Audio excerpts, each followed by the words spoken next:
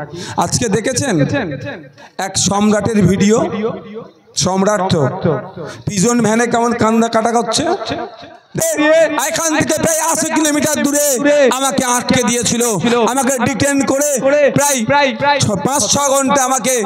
Lalbazar central লকআপে আটকে রেখেছিল আমরা আমাদের প্রতিনিধি দলের মাধ্যমে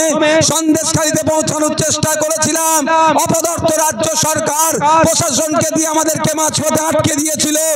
আপনাদের জানিয়ে রাখি এখন আক্তার রহমান বিশ্বাস ইন্ডিয়ান সেকুলার ফ্রন্টের মনোনীত প্রার্থী কিন্তু আপনারা যখন তাকে জিতিয়ে পার্লামেন্টে যাবেন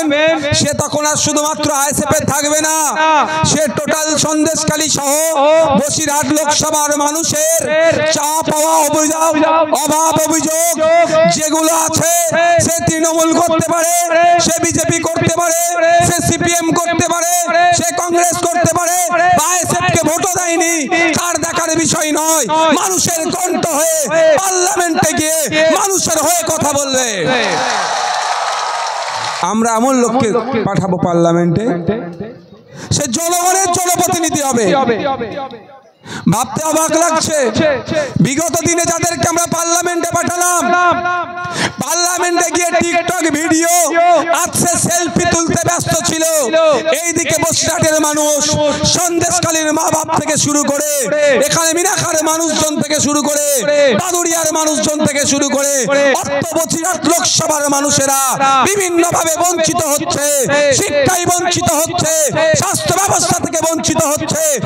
নানান ভাবে তারা বঞ্চিত হচ্ছে তাদের কণ্ঠ হয়ে পার্লামেন্টে বলতে দেখলাম না তাই সময় এসেছে ইন্ডিয়ান সেকুলার ফ্রন্টের পক্ষ থেকে জনাব আক্তার রহমান বিশ্বাসকে আগামী দিনে ভোট দিয়ে পার্লামেন্টের মধ্যে পাঠান পার্লামেন্টের মধ্যে গিয়ে আপনাদের যে সমস্যাগুলো আছে সেগুলো বলিষ্ঠ কণ্ঠে কনসার্ন ডিপার্টমেন্টাল মিনিস্টারদের কানের মধ্যে ঢুকিয়ে দেবে যদি সমাধান না হয় আবারও বলে সমাধানের চেষ্টা করবে আমাদের কাজ হচ্ছে ভোট দেওয়া দিয়ে আমাদের এই 14-15 লক্ষ মানুষকে মানুষের প্রতিনিধি হিসাবে একজনকে ভাই একটু বসুন না ভালো লাগবে তো একটু ভাই বসুন ভালো লাগবে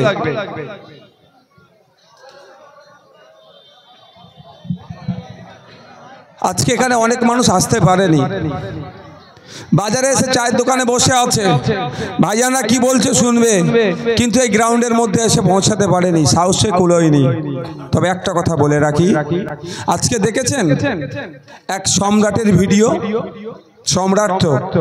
পিজন ভ্যানে কেমন কান্না কাটা করছে দেখেছেন ভুলে যায়নি 2021 সালের কথা ইন্ডিয়ান সেকুলার ফ্রন্টের পক্ষ থেকে এখানে প্রার্থী দেওয়া হয়েছিল সন্দেশখালীতে 14,000 প্রায় 15,000 ভোট পেয়েছিলাম 7% ভোট পেয়েছিলাম এত হিংসার পরেও যদি ওই সমস্ত সমাজ বিরোধীরা যদি অন্যায় না করতো মানুষকে ভয় না দেখাতো মানুষের ভোটাধিকার না কেড়ে নিত আমার ভরসা ছিল সন্দেশখালী থেকে আমরা হেভি অফ পার্সেন্টেজ ভোট নিয়ে এখানকার জনপ্রতিনিধিকে দেশে রাজ্যের আইনসভায় পাঠাতে পারতাম কিন্তু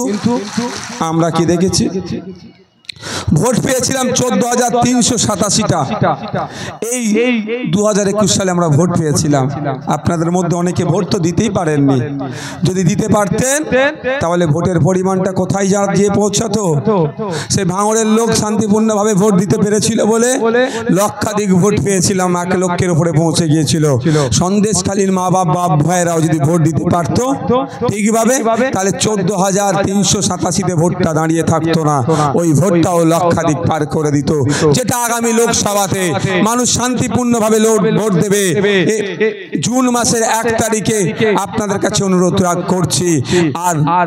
কোনো ভয়ের পাওয়ার দরকার নাই আপনারা শান্তিপূর্ণভাবে ভোট দেবেন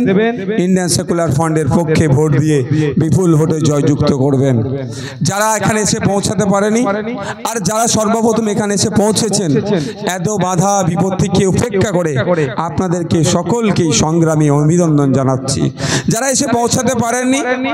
বাজারে বসে শুনছেন, তাদের উদ্দেশ্যেও বলবো, আজকে বসিরহাটকে নিয়ে, সন্দেশখালীকে নিয়ে বিজেপির মতো রাজনীতি করছে, তৃণমূল আবার তৃণমূলের মতো মলম লাগানোর চেষ্টা করছে। সত্যি একটা জিনিস খুব খারাপ লেগেছে, একটা জিনিস আমাকে খুব খারাপ লেগেছে। আমরা কিন্তু প্রতিবাদ করেছি, যখনই জানতে পেরেছি সন্দেশখালীর আমার দলিত মায়ের উপরে অত্যাচার হয়েছে, সন্দেশখালী আমার আদিবাসী মায়ের উপরে অত্যাচার হয়েছে, সর্বোপরি সন্দেশখালী মানুষের উপরে অত্যাচার হয়েছে, আমরা আমাদের প্রতিনিধি দলের মাধ্যমে সন্দেশখালীতে পৌঁছানোর চেষ্টা করেছিলাম। অপদার্থ রাজ্য সরকার প্রশাসনকে দিয়ে আমাদেরকে মাঝপথে আটকে দিয়েছিল, মাঝপথে আটকে আইএসএফ ক্ষান্ত হয়নি। তার প্রতিনিধিদেরকে নিয়ে, লোকজনকে নিয়ে এসপি অফিসে আমরা ডেপুটেশন দিয়েছি। শুধু এসপি অফিস ডেপুটেশন নয়, এখানকার একাধিক থানাতে আমরা চিঠিতে লিখিত জানিয়েছি অবিলম্বে সন্দেশখালীতে যে সমস্ত সন্ত্রাসী লোকজন আছে, সমাজ বিরোধী লোকেরা আছে, আমার আদিবাসী মায়ের উপর অত্যাচার করেছে, দলিত মায়ের উপর অত্যাচার করেছে, মুসলিম জমি জায়গাকে দখল করেছে, অবিলম্বে তাদেরকে গ্রেফতার করা হোক, তার আওয়াজ আমরা তুলেছিলাম। আমি আসতে চেয়েছিলাম, আপনারা জানেন আমাকে প্রিভেনশন অফ 151 দিয়ে এখান থেকে প্রায় 80 কিলোমিটার দূরে আমাকে আটকে দিয়েছিল, আমাকে ডিটেন করে প্রায় 5-6 ঘন্টা আমাকে লালবাজার সেন্ট্রাল লকআপে আটকে রেখেছিল। এত ভয় পাওয়ার কি আছে? জানে ভাইজানরা গেলে আলো সত্য উদ্ঘাটন হবে। তাই আমাদের ঐক্যবদ্ধ প্রচেষ্টার লড়াইয়ে শাসক বাধ্য হয়েছে একে একে একে একে তার ছোট বড় মেজ সেজ নেতাদেরকে এখানে ধরে অ্যারেস্ট করেছে। সর্বোপরি কোর্টের যখন চাপ খেয়েছে, তারপরে বড় রাঘব বোয়ালকে জেলের মধ্যে নিয়ে গিয়েছে। কিন্তু একটা বিষয় সত্যি আমাকে দুঃখ লেগেছে, ওই কথাতে আমি ব্যথিত হয়েছি খুব। সেই বিজেপি তার ভোট ব্যাংকে বাড়ানোর জন্য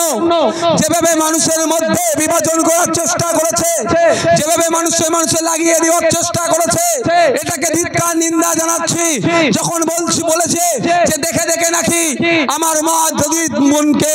আমার আদিবাসী বোনকে নাকি মুসলিম সমাজের পক্ষ থেকে নাকি অত্যাচার হয়েছে, এটা যখন বলেছে খুবই ব্যথিত হয়েছি। আমরা কিন্তু শাহজাহান শেখকে, আমরা কিন্তু তার সাঙ্গপাঙ্গকে, আমরা উত্তম হাজরাকে,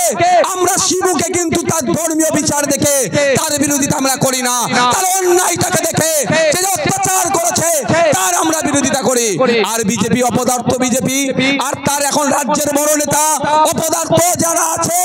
তারা যেভাবে ধর্মে ধর্মে বন্যে বন্যে জাতে জাতে বিভাজনের করে ভোট নেওয়া যায়, তার সুকৌশল বা তার